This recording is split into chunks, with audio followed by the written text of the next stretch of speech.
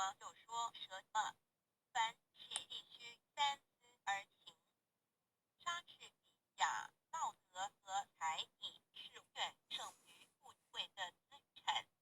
落座的子孙可以把贵贱的门第带坏，把巨富的财产当毁，而道德和才艺却可以使一个凡人成为不朽的神明。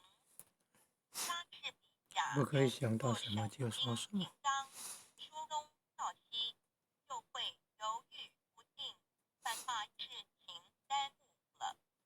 耽误的结果是叫人丧志气连，寸步难移。莎士比亚对人要和气，但不要狭义。不可以想到什么就说什么。